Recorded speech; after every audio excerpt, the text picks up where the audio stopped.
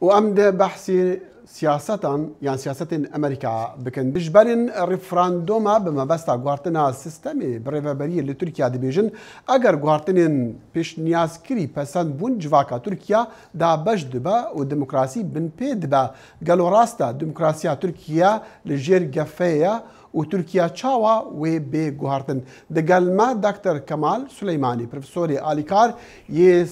سياسة روشلاتا نافين ل the City University of New York جستوديا دنگي أمريكا لنيويورك دكتور كمال سباس بوتا بسيارة يكي دجبرين ريفراندومي دي بيجن أقل بأري دربازبو أفا سروكي ويدا صلاة هري بلنتهابا وأفا ديجي بنماين ديمقراطية لقالك ولاتان سيستمي سروكاتي هنا تشما لتركيا أو كما سيبا سباس بوا لتركيا ذا یەکەم شدەوەیە کە ئەو شێوە ڕیاست جمهوریە سەرۆکایەتی کە لە تورکیای پێشنیار دەکرێت ئەو چۆنەوە چ جۆرە فەرقێک چ جیاوازێکی لەگەڵ وڵاتانی تر یەکەمەوە تورکیا بە بنەمایەکی دموکراسی قوی یا بناغەیەکی باشی نییە ینی دموکراسی لە تورکیادا هەمیشە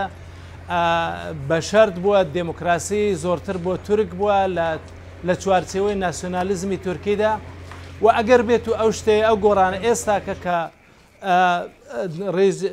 سەرۆک کۆماری ئێستا دەسەڵاتێکی یەکجار زۆریەوە ئەوەی کە پێی دەدرێ بە هیچ شێوەیەک ئەو سیستەمی چەک و باڵانس نامێنیوە ئەو موازنەیە ئەو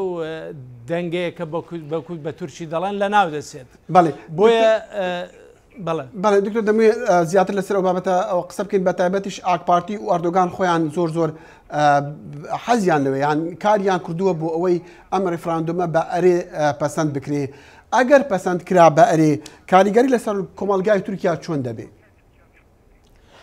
کاریگەری لەسەر کۆمەلگای تورکیا کولتورێکی زۆر درێژی دەوڵەت پەرستی تێدا هەیە و ئەگەر بێت و ئەو شتەیە ببێت ئەردوان بە سەرڕای ئەوەی کە کارنامەیەکی زۆر دوور و درێژی لە فەساد و لە کوشتر و بڕین و لە نابردنی ئەو نیوە دموکراسی کە هەبوو ئەوەدا هەیە و ئێستا کە وەکو دەزانین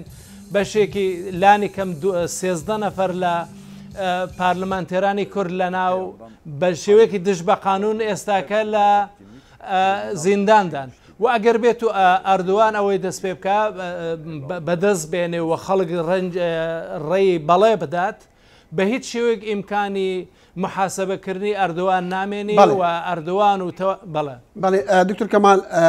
بینیمان لە ڤیددیوەکەدا کە کوردەکان کامپین دەکەن بەڵام دیسانەوە لە هەمان کادا گلەی ئەوە دەکەن کە یەکسانی یان ئازادیان نییە لە کەمپینەکەی کە بۆ نا زیاتر مەبەستیانە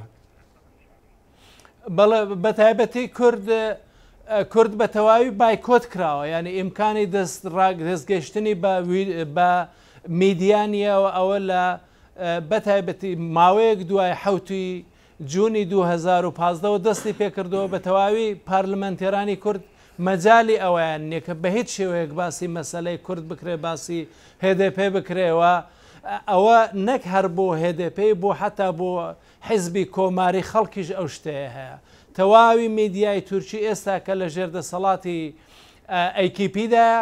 و ئەوانەی کە لە دژی ئەو گۆڕانکاریەنە بە هەر دەلیلێک بێ هیچ جۆرە ئیمکانی دەستڕاگەچنێکیان بە میدیان نییە بەڵێ دکتۆر کەمی ینی لایەک لە ڕاگەاندەکانی کەماڵ یان کلژدار ئۆگلۆ دەڵێ کە ئەگەر بوو ئەردۆگان دەسەڵاتێک دەبێت کە حتا کەمال ئەتاتۆرک نەبووە ئەگەر ئەو دەسەڵاتە بوو کە AKP وەکو دەڵێن پارتێکی سەر بە ئیسلامیەکانە یان ڕێگەی ئیسلامی هەیە تا چەندێک دووری ئەوروپا دەبێت بە کورتی بەڵێ ئەو شتەیە کە دەیڵێ وەکو تئۆریک ڕاستە یعنی لە قانونی ئەساسی ڕابردوودا لە دەستوری تورکیای پێشوودا ئاتاتورکیش ئەو دەسەڵاتەی نەبووە بەڵام بە عەمەل ئاتاتورک ئەوەی هەبووە ئەو جار سەبارەت بە گۆڕان هیچ شک لەوەیدا نییە کە ئەوروپا ترسێکی یەکجار زۆری هەیە لەوەی کە ئەردوان بتوانێت دەسەڵاتەکەی بکاتە بە شتێکی ئەبەدی و چونکە تاکو دەڕوات چاوەڕوان نەکراوتر دەبێ و دەستێکی زۆری لە فەساد و کوشتر و بڕیندا کەمال زۆر زۆر سپاس دکتۆر کەمال سلێمانی پرۆفسۆری ئالیکاری سیاسەتی ڕۆژهەڵاتە ناوین لە سیتی یونیڤەرسیتی یا نیویۆرکی گەلێکی سپاس دەستخۆش.